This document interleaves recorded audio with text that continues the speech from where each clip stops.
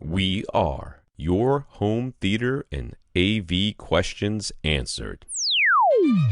This is AVRant. Want your home theater or AV question answered by Tom and Rob? Send it to question@avrant.com.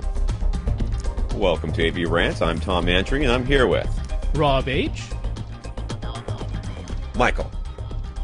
Michael stumbled across AVRant a few months ago, and he's hooked, although he says he doesn't have time to go back and listen to all 500 plus episodes. Don't worry, dude. You're not For missing a shame. lot. Okay. You don't want to, because Neither do we. believe me, I've got them all on disc, and I've got them all on Wave.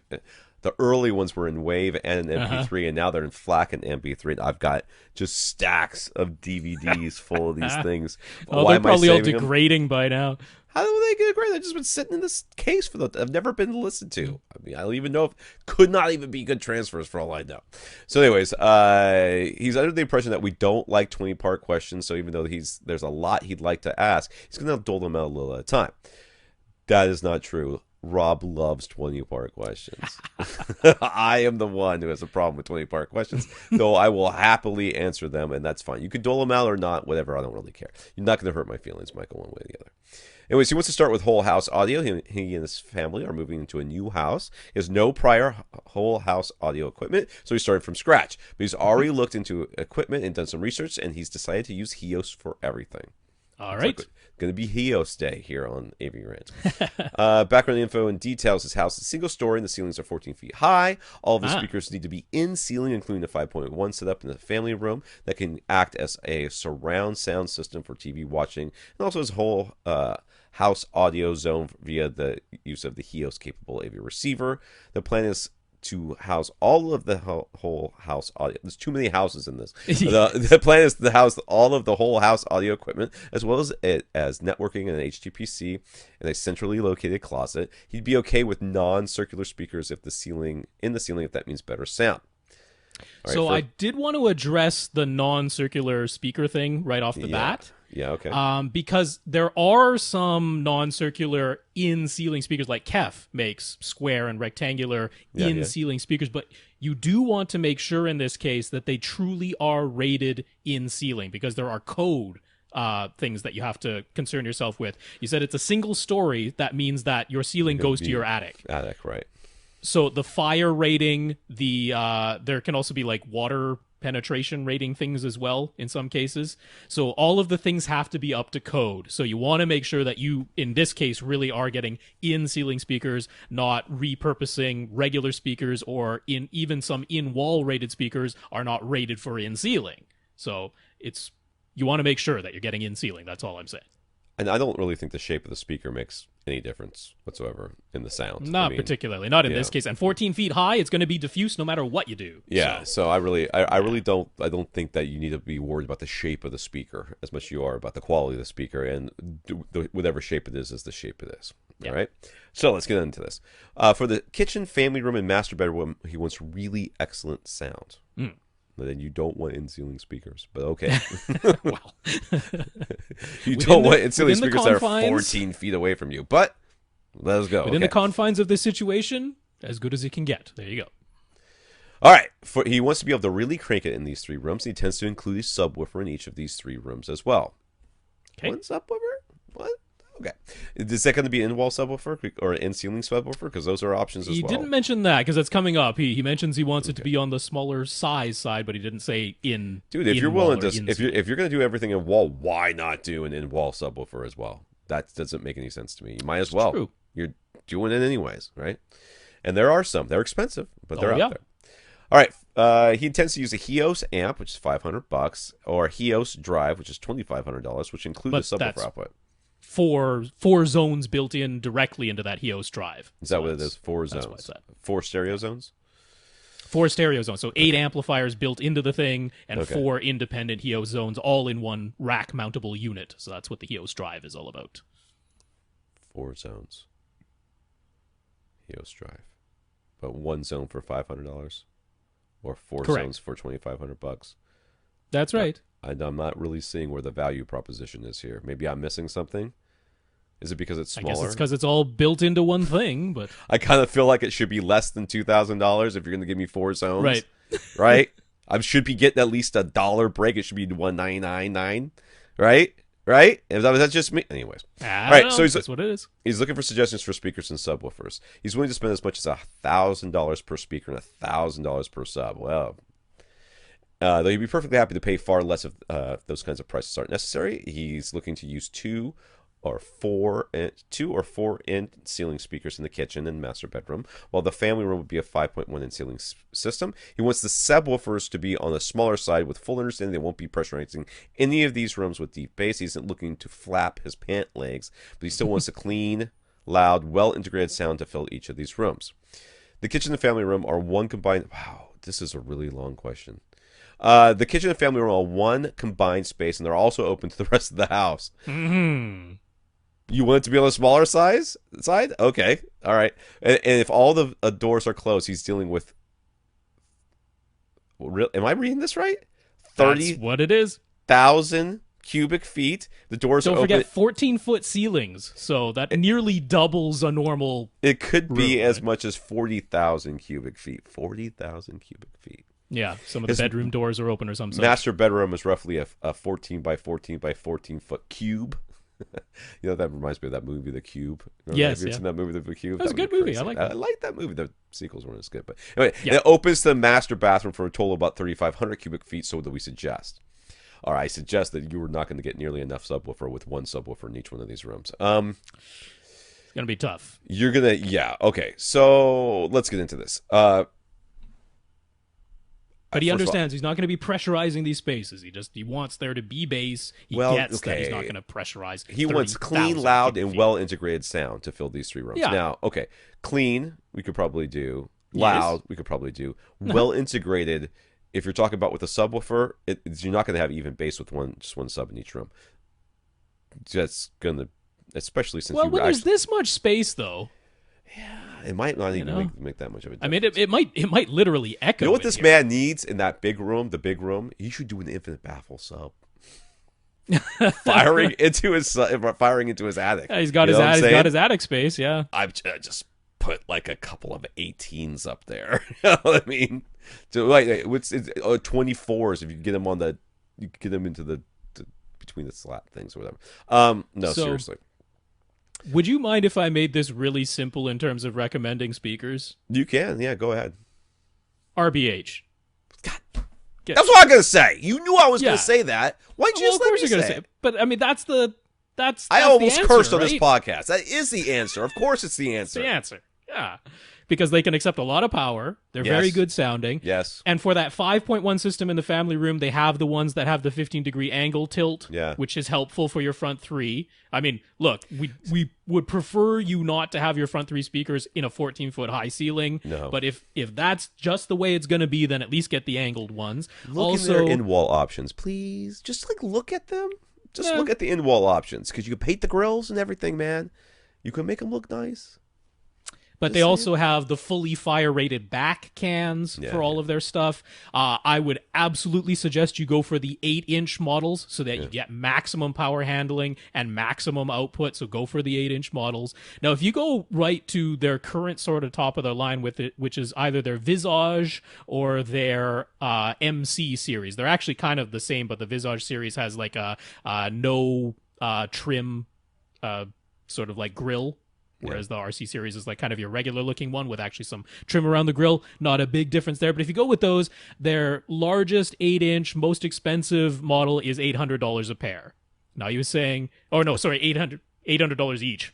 I was wrong about that. Yeah. So he was saying he's willing to spend as much as $1,000 per speaker. I don't necessarily think you have to go that high, but even if you did, it's still under the budget you were willing to pay. We expect you to put every cent you save on speakers in the subwoofers. Yes. Okay? I'm Yes. sorry. You have to. If you get the like $500 a pair, we expect $500 times however many pairs you buy to go into subwoofer budget because you're going to need a $1,000 sub. Ain't going to touch the space. Not even a little bit. To me, that's the easy side because it's like, Yeah. just go with RBH and ceiling speakers. They have every solution that you need. You'll go through an RBH dealer. Right. So they can help you sort through the process, contact RBH directly as well, because Yes. they will get back to you and they'll help you select the, And it's the not right models. It may be some PR guy, or whatever. Right. But let me tell you something about that company. Ain't that big, Haas. Yeah. That PR guy sits down with Shane Rich and has lunch like every other day. I don't Right. know for sure, but I think that's the way it is. These guys are all real tight. They're basically family out there. So you are not very many steps removed from talking to the dude who invented or designed the speakers. Right. So yeah, definitely call them. Get some suggestions. Yeah.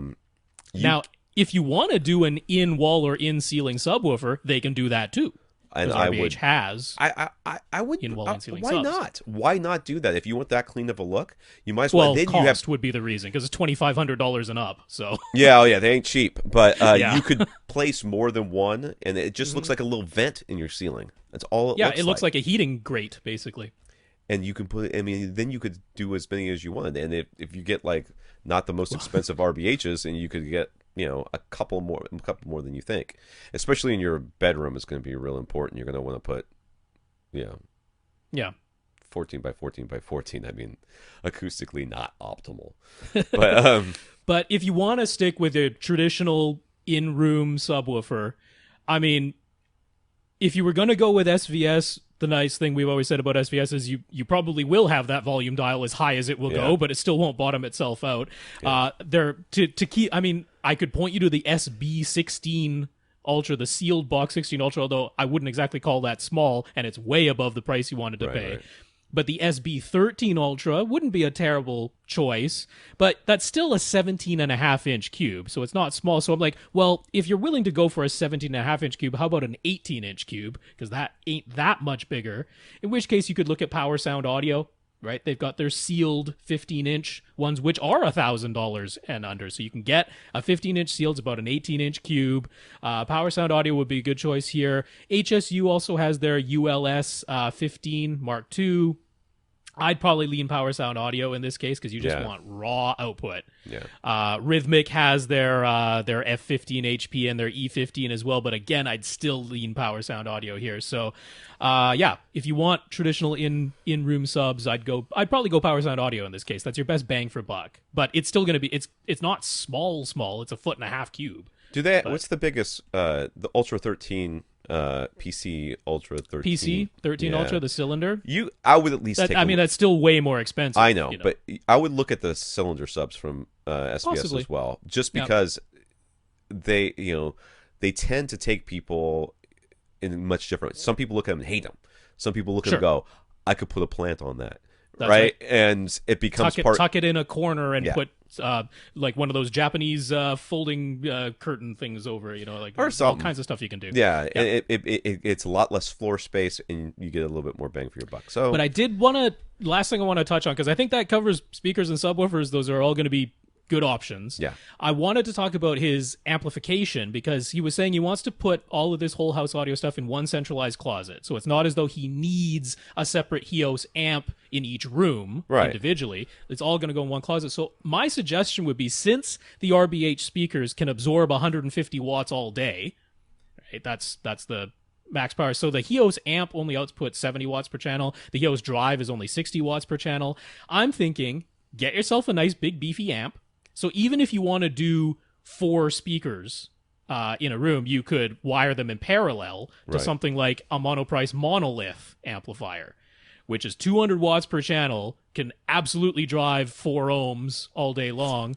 And they have their 7-channel amp, so that could power your front 3 speakers out of your theater, and it could power your kitchen. Even if it's 4 speakers, you just wire them in parallel, and it could power your bedroom. Even if it's 4 speakers, wire them in parallel, right? So you could do all that from one 7-channel amp. $1,500 retail. They're actually selling B stock of them right now for $1,300, right? So you combine that with, instead of the Hios amp, you go for the Hios Link, because the Hios Link is basically just the Hios amp minus the amp part. Amplifiers. And then those are $350 each, right?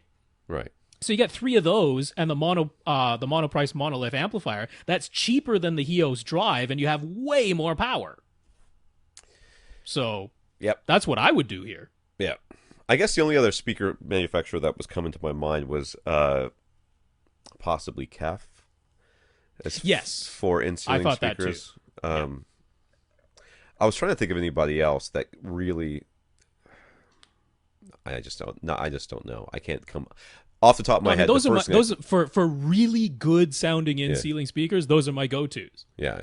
Absolutely, Kef and RBH. But here, because RBH has every solution, I mean, it's not that Kef doesn't, but for the angled one, the only angled ones they have are like motorized, and they're way more expensive, and it's unnecessary. Yeah. So like, just go RBH. It's gonna work. It's gonna be great. He also says, for the formal living room, bathrooms, and maybe some of the other rooms in the house, he doesn't want poor quality, but none of those rooms are as critical as the kitchen, family room, and master bedroom. He just wants pleasant background music for all these other spaces. There are no plans for subwoofers, just decent in-ceiling speakers. Tried to get through. I was so close. I was trying to power through. Feel it coming on, apologize. Huh? I am sorry, but I was like, I can do it. I can make it. No. Just decent in-ceiling speakers. What would we suggest? 4 words. And I was done. And then I could sneeze. And we could have cut it out of the podcast, but now it's in there forever. I stick with RBH, dude. You just get the cheaper ones. Yeah, get their, what they call their architectural series, like their A600s. Absolutely fine for this purpose. Yeah. And since you're going to be talking to an RBH dealer anyway, just get it all in one big bundle. Yeah, that's exactly what I would do. And I would highly recommend you go ahead and listen to a lot of these speakers too. You know, there's no reason not to. You're going to be at a dealer. They're going to have them installed someplace. You're going to be able to hear them. You get an idea of what you're going to get. Now, same thing here. If you wanted a separate Hios connection for each of these other rooms, I would still stick with Hios links, and then I would get a distribution amp. Right? Because, again, you want it all centrally located. So instead of individual Hios devices, each of them with their own amp built in, I just get a distribution amp. That way, like, let's say you go, you know what? I don't need to have the ability to put individual music in every single bathroom. If I'm going to have background music going, they're all going to share one source. We see that's what I think, too. Right? I think that this is a little bit, I mean, yeah, it's cool to have total control, but think about it realistically.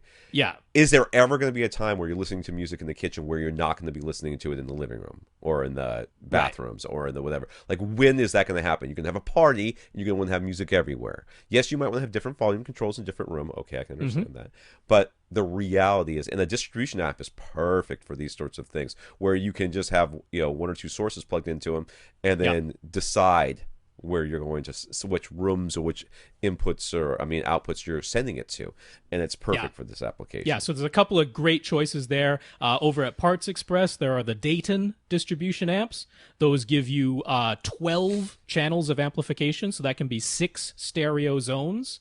And they give you the ability, if you want individual control for each one of those stereo zones, you can do it, or you can share a source between any number of them. So very convenient. You're looking at between $500 and $700 for that, depending on how many watts per channel you want, but that's the price range. Emotiva also has a new distribution amp. It has 8 channels, so that would be 4 stereo zones, also $500, and similar deal. You can have individual plugs for each of those stereo zones or share sources between them. So a couple of good options that aren't crazy expensive, and since it's all going to be centrally located, that's the way I would go, rather than using any of the Hios ones that include amplifiers on their own, because it's so much more cost effective. That's all. Yeah, those Hios, no offense, those Hios amps don't seem all that.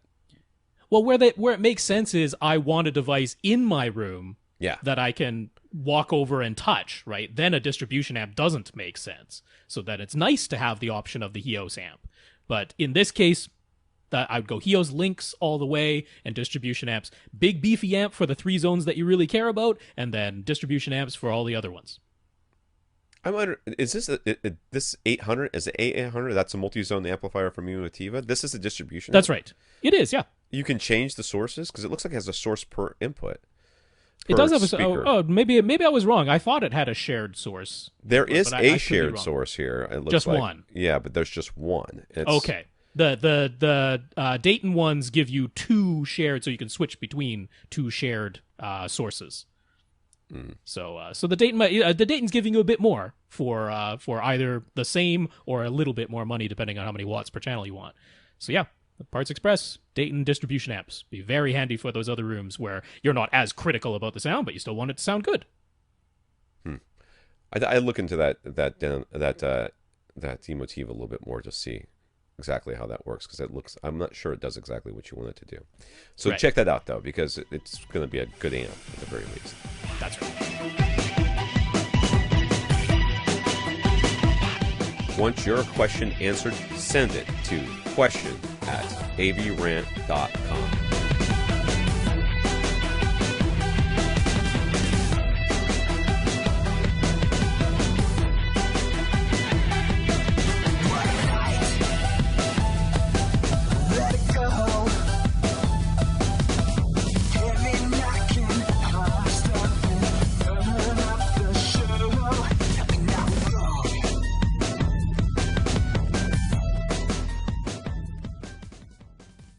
This is AVRant. Now go out and listen to something.